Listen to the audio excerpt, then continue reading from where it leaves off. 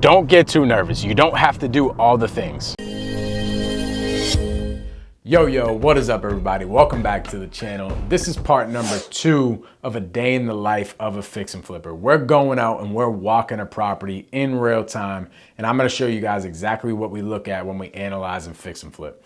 Let's get into the video. All right, so we are at another project that we're walking today that we could potentially buy. This was sent to us from another wholesaler. Another wholesaler was like, Mike, I have a deal in your neck of the woods. You wanna check it out?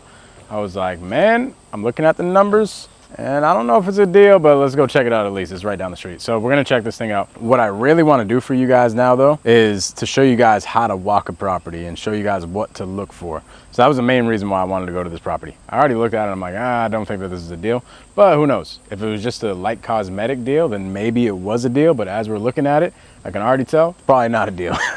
But you're gonna look at like probably 30 of these projects. You're gonna go walk 30 houses before you end up buying one. That's just a part of the game. Okay, but I really wanted to show you guys what we look for as far as when we first initially walk a property. So the first thing is we just look at the exterior, right? Good news about this house is you can look up there. Looks to be a fairly new roof. So the roof is pretty new. That's one thing I recognize. So I literally just look from afar and see what the property looks like. So when I begin, I just look from afar and see what the exterior is all about. Now, obviously there's a bunch of long grass and stuff, doesn't really matter, we can clean that up with landscaping. But one thing that shows you, if you are out in the neighborhood driving around and seeing properties, if you see something like this where the grass is just super tall, that tells you something. That tells you that there's a problem here. Why aren't they mowing the lawn? Like there's something here. We're in the business of reverse engineering problems and solving them. That's all we do. So if you see properties like this in your neighborhood, put the property in your system, skip trace it, call the person and have a conversation. And that's how you get deals done. So that's what we're looking at. But as far as exterior goes, we're looking at the roof, especially in the beginning. The roof on this property is good. We're looking at the siding. I can't tell if this is metal siding or if it's vinyl. If it's vinyl siding, usually that means vinyl is final. We don't touch it unless it's like completely destroyed. Usually if it's okay, it's in decent shape, we'll just power wash it and that's fine. So if this is vinyl, I can't tell. No, it's actually metal, but I think we might be able to get away with it. It's in decent shape. We might be able to just get away with painting it. So siding is a big expense. If you got to side a whole entire house, it could be like $10,000, $15,000. So you want to stay away from that. But I can tell this isn't vinyl, it's metal, but I think we'll be fine with just repainting it. Another thing we're looking at too is the windows. These windows are super old. They're the wood paneling windows. You can see the inside of it from out here. They're wood paneling. It's got the like metal casing. Those are old, they gotta go. So we're gonna have to replace pretty much every single window here with the new vinyl windows. So that's another thing that we're looking at. Front door we'll have to replace, garage door we'll have to replace. So we're just walking through the whole outside to see everything that needs to be done. Also, we're gonna have to check for some dang ticks. Some landscaping will have to be done right here.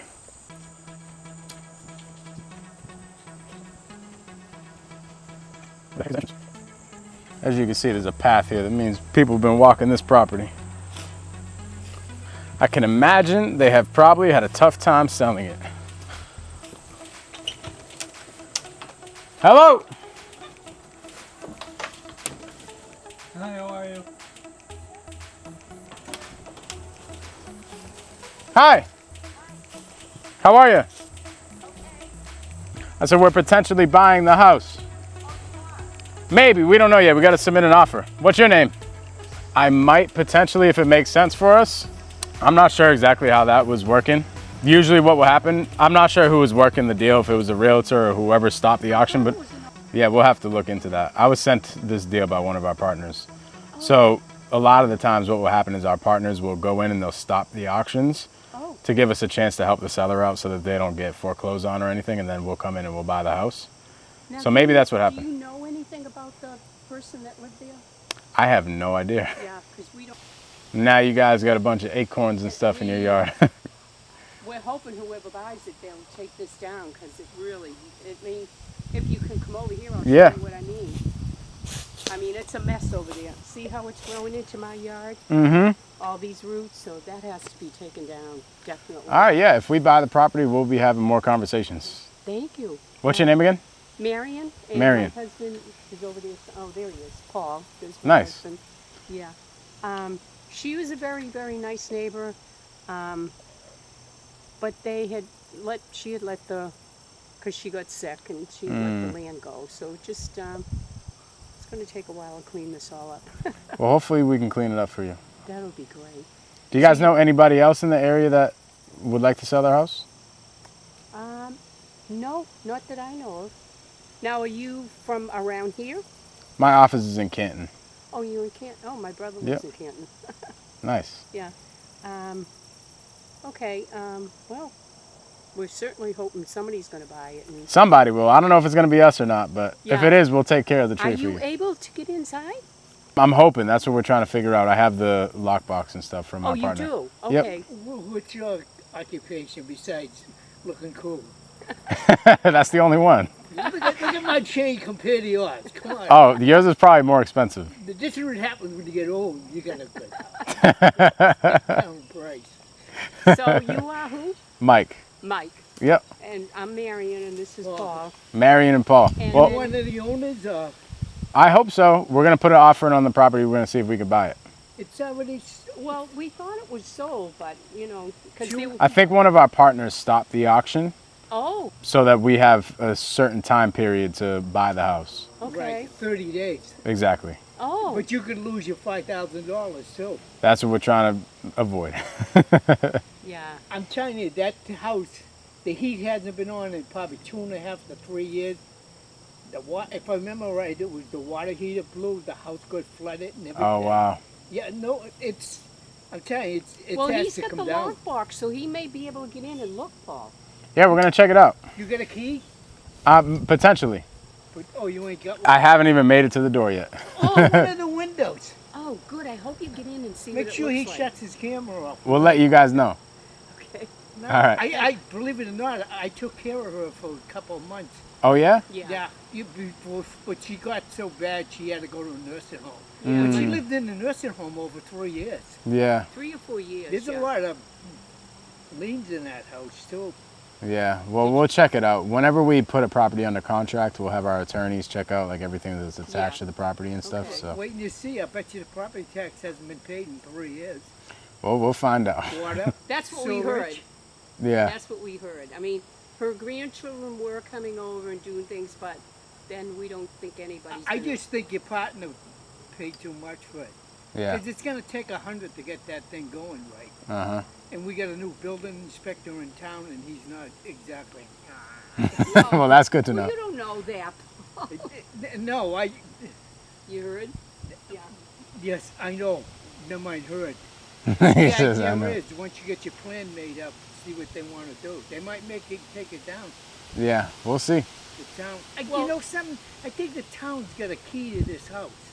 Okay. You know where the DPW Yep. is? Go in the little building in the front there and tell them who you are and all this.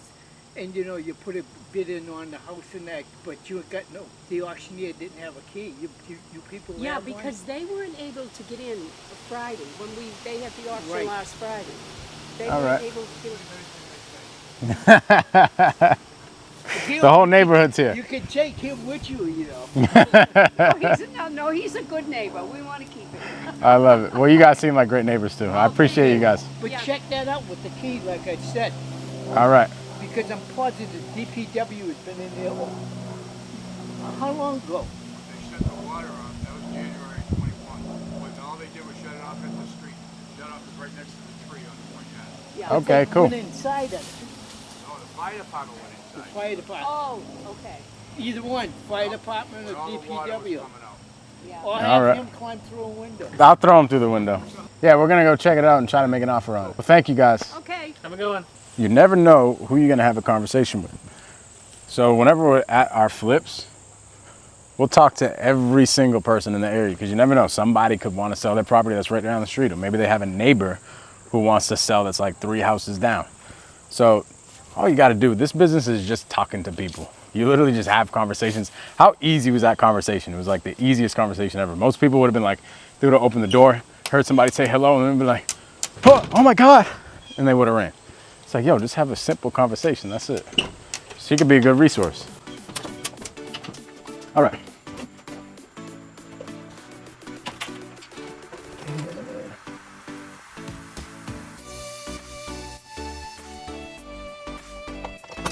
We're in. 1000%. All right. Yeah, can I see your flashlight?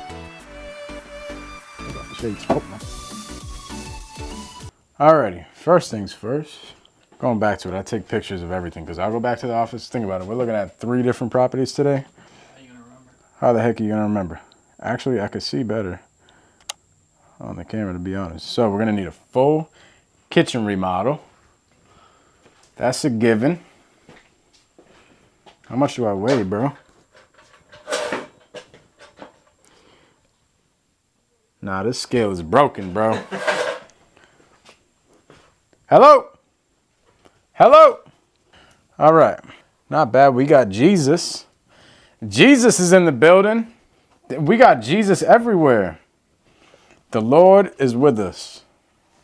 All right, honestly, so you know what's crazy when you're walking these properties that are just vacant? You could just tell that like somebody was living here, having a full life, eating their breakfast here, watching TV on this thing. Like somebody was just kicking it on this chair here for a little bit. It's just so interesting to think about that. But as we're looking at it, it's really not that bad. These houses were built on slabs. So there's no basement here, right? It's just built on pretty much like a concrete slab. And all the plumbing is under the slab.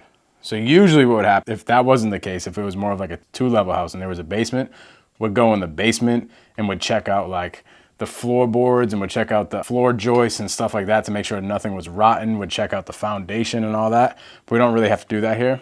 It's very simple. As we're looking at it, it's honestly like a cosmetic rehab. Redo the kitchen, redo the bath, rip up all this carpet, put flooring throughout. It looks like we have 3 bedrooms. One thing I need to find is the heating system and the electrical panel. Might be in here. Boom. Voila. It doesn't look that old, bro. Dude, this isn't bad. When you look at these, they'll have a ticket and they'll tell you the last time that they were serviced. But you could tell these things are new. Turn upside there. Mm-hmm. Sometimes I'll just write it right on it. Yeah. I'm not seeing it, but I can tell they're new. Well, that's good news. Would put recessed lighting throughout. The last thing I want to find is the electrical panel. Whoa! Gotcha. There's no attic or anything in there, I don't think. Usually there is an attic. Sometimes it's in the closet. Yeah, so this ain't bad, bro. So the ARV that the wholesaler sent me was definitely a little bit exaggerated. It's a nice neighborhood, though. Like, there was a lot of nice homes around, you know? Oh, there's a whole entire garage here. That's probably where the... One thing, you probably cannot see me right now, but one thing we look at on the electrical box is what amp it is. This one's 100 amp. We might want to upgrade this to 200 amp. But dude, this is a cosmetic rehab. Okay, I've seen pretty much all that I need to see here. Cosmetic type of rehab, pretty much rip and replace everything. It's all you can do. Even if we're not close to the asking price, I'm not gonna sit here and just like absolutely lowball and try to take advantage of somebody, but I'm gonna submit the offer for what we have to be at, because you never know. What happens if somebody has a property under contract and they're asking for a $100,000 assignment fee on top of what they're under contract for, and we give an offer that's like 50K off, but they still can do the deal? And it makes sense. I'm not here to like negotiate with somebody's price, but at the end of the day, you gotta be making offers. So here's how I usually operate with realtors and wholesalers. It's like, I have my price, it is what it is. I'm not here to like negotiate with somebody. I'm not here to like beat somebody up on the numbers. Simply, yeah, I'll walk the property, I'll give you an offer. If it works, if we want to do the deal together, then cool. But here's the deal. If you are looking to buy deals, you have to make offers. That's the only way that you get deals done. So come up with your buy box, come up with the way you buy houses and your analyzation, and just give offers. If you do that all day, I promise you, you will get deals. All right, we're on our way to that 3rd property I was telling you guys about. Come to find out, we can't get in there until tomorrow, but we're just gonna go check it out and drive by because it's right down the street from the office. It's on the way home. But to sum everything up, fixing and flipping is very simple. It consists of 5 different things. You need a lead source, and you can get this from realtors and other wholesalers sending you deals. You need your lenders, so you need your money people. You need your attorneys or title companies to help you close on the deal and do all the paperwork. Then you need your construction crew and project management crew to actually do the renovation. And then you need your realtors for the back end to sell the property. If you have all 5 of those things, then you have a fix and flip business. Now it sounds easy, right? It's not easy, it's simple. Simple, all you gotta do is find those 5 people and build relationships with them, and then you'll end up having a fix and flip business. But you gotta go out and you just gotta go talk to people like we just been doing all day. Now here's the deal, you're probably like, Mike, what the heck? Like, I don't have time to go walk all these properties and do all this type of stuff while I'm out building my wholesaling business or while I'm out doing my 9-to-5 job. Like, you're over here driving around all day looking at properties. That's great, I wish I could do that. So I have a whole entire team back at the office calling people all day, doing the wholesale thing. So my wholesale business is automated. I don't have to work into it, but it was not like that the whole entire time. Like, I've grew this whole wholesale business for the past 3 years, and it's taken a lot of hard sweat, blood, and tears in order to get it to that point. So because we've worked our butts off for the past 3 years, now we have a team that we can, you know, rely on to get the wholesale business and have that wholesale business be a well-oiled machine. That gives me now the luxury to go out and grow other businesses like this fix and flip business. So don't get too nervous. You don't have to do all the things. Go focus on one thing. If that one thing is your wholesaling company, go do all the things you need to go do to grow that wholesaling company. Go back to all the videos on my channel and watch how to go talk to sellers and how to generate leads and do all the things, and just focus all your time and energy on that. And then you'll be able to go do the fix and flips and grow your portfolio and all that type of stuff. But I will catch y'all on the next video. Peace out.